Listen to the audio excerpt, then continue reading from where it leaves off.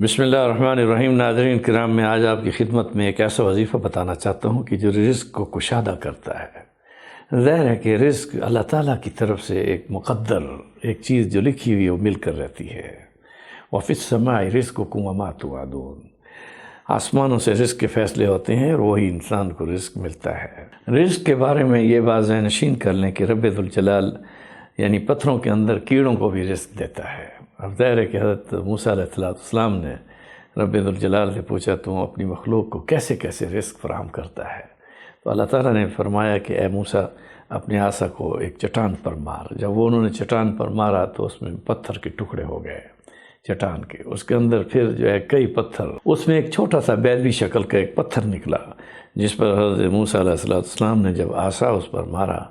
اللہ کے حکم سے تو اس کے اندر ایک کیڑا تھا جس کے منہ میں سبز پتا تھا اور قدوس سبون قدوس۔ ناظرین یہ بات ذہن نشین کر لیں کہ رب ذوالجلال نے رزق کی کشادگی کے لیے سبحان اللہ وبحمدہ سبحان اللہ العظیم وبحمدہ استغفر اللہ، یہ ایک ایسا ذکر ہے کہ ایک صحابی نے رسول اکرم صلی اللہ علیہ وسلم سے عرض کیا رسول اللہ صلی اللہ علیہ وسلم رزق کی بہت تنگی ہے، جس پر رسول اکرم صلی اللہ علیہ وسلم نے اس صحابی کو جب یہ ذکر بتایا اور اس نے ذکر کو کثرت کے ساتھ پڑھا۔ اب اس میں کتنے بار پڑھنا ہے، کثرت کے ساتھ پڑھنا ہے، کثرت جو ہے وہ 9 کے بعد کا جو بھی عدد ہے وہ کثرت میں آتا ہے۔ تو بہرحال یہ ہے کہ آپ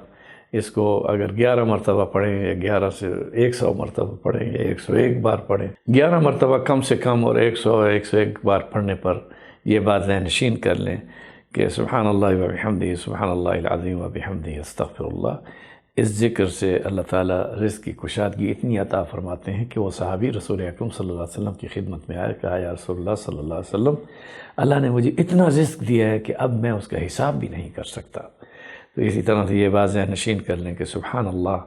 کا ذکر بھی ایک عظیم ایسا ذکر ہے کہ پوری مخلوق کو اللہ تعالیٰ اس سبحان اللہ کے ذکر کے ساتھ پال رہا ہے۔